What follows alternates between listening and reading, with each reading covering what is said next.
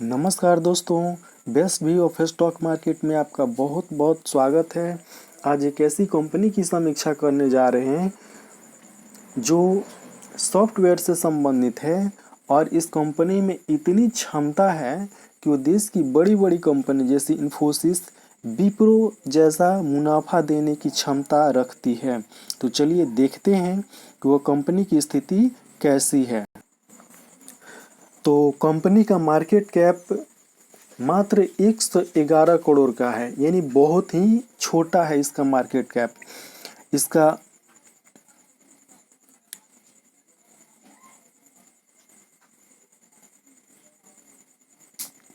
इसका current price 14 रुपया है।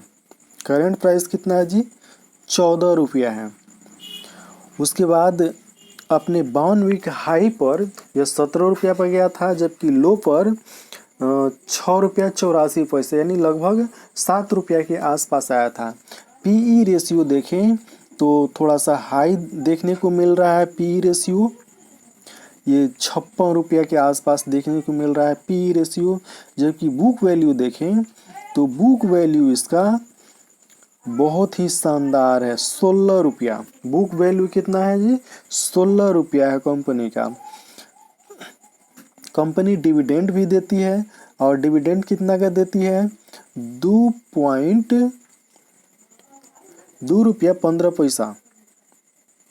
इसको ऐसे समझ लीजिए, 2 रुपया 15 पैसा, सॉरी 2.15% का डिविडेंड देती है। कंपनी का ROC 2.39% है, जबकि ROE 1.53% है। इसका जो फेस वैल्यू है वो 2 रुपया का है। फेस वैल्यू कितना का है? मात्र 2 रुपया का है। अब आगे चलते हैं। प्रोज में देखिए, कंपनी हैज रिड्यूस्ड डेप्ट। कंपनी अपने डेप्ट को, कर्ज को कम की है, और यह कंपनी ऑलमोस्ट डेप्ट फ्री है। कंपनी कैसी है? ऑलमोस्ट डेप्ट फ्री है। तो बताइए, डेप्ट फ्री कंपनी अगर, और वो भी सॉफ्टवेयर से संबंधित हो, तो उसका मजा ही कुछ और है। ये बड़ी बड़ी कंपनियों के साथ काम करती है। अब इसका सेल्स देख लेते हैं। पिछले क्वार्टर में इसका सेल्स देखते हैं तो ये देखिए, इसका सेल्स पिछले क्वार्टर में 3 रुपया 80 पैसा कमाने के लिए 4 रुपया 90 पैसा कंपनी खर्च की। 3 रुपया 80 पैसा, 81 पैसा लिखा हुआ है। इसको हम पैसा में बता रहे हैं, लेकिन ये पैसा में है नहीं, ये करोड़ में है। क्या में, किस में है जी? करोड़ में है। 3 करोड़ 81 लाख कमाने के लिए कंपनी खर्चा की है कितना? 4 करोड़ 90 लाख रुपया। जबकि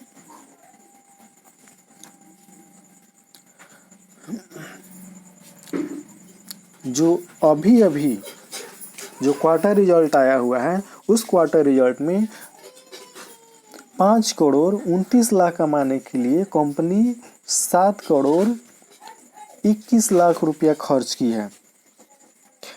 तो इससे समझ लेते हैं कि ऑपरेटिंग प्रॉफिट माइनस में गया है। ऑपरेटिंग प्रॉफिट किस में गया है जी?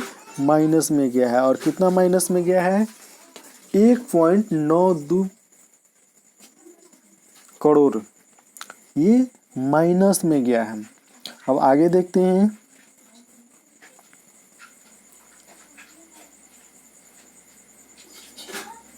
EPS देख लेते हैं इसका। EPS देखिए, ये जो EPS है, पिछले क्वार्टर में अर्निंग पर शेयर 0.02 था, जबकि इस क्वार्टर में जो हाल ही में रिजल्ट जारी हुआ है, इसमें बढ़ा है। कंपनी का EPS क्या हुआ जी? बढ़ा है, 0.19 हो गया है बढ़कर। अब प्रॉफिट एंड लॉस में देखते हैं। मार्च के क्वार्टर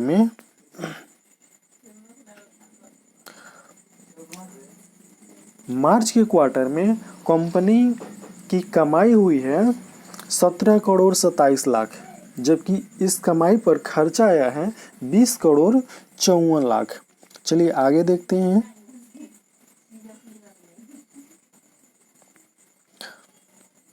आगे देखते हैं। कंपनी के पास रिजर्व, देखिए तो कंपनी के पास रिजर्व एकदम भरपूर है। कंपनी के पास रिजर्व क्या है जी? एकदम भरपूर है। और कितना है? 111 करोड़ रुपया कंपनी के पास ऐसे ही पड़ा हुआ है। तो जब कंपनी के पास पैसा ऐसे ही यानी कैपिटल पड़ा हुआ है तो कंपनी किसी भी अच्छे काम में लिए, अपने ग्रोथ के काम के लिए लगा सकती है। उसके बाद चलते हैं शेयर होल्डिंग पैटर्न पर। देखिए शेयर होल्डिंग पैटर्न क्या है? कंपनी का शेयर होल्डिंग पैटर्न,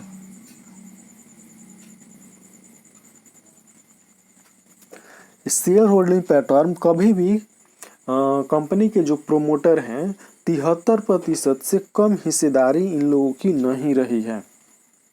जून 2019 से कंपनी के प्रोमोटर के पास 73% से कम हिस्सेदारी नहीं रही है। अब इसमें देखिए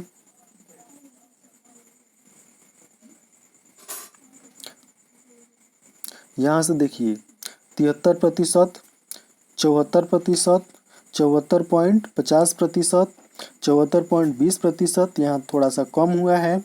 74.23%, इसमें भी थोड़ा सा कमी आई है। 74.21%, इसमें भी कम हुआ है। यहाँ पर बढ़ गया है 74.50%। और उसके बाद ही आ गया है कितना? 74.44%, यानी थोड़ी सी मामूली नहीं के बराबर शेयर होल्डिंग में कमी आई है। अब आगे देखते हैं।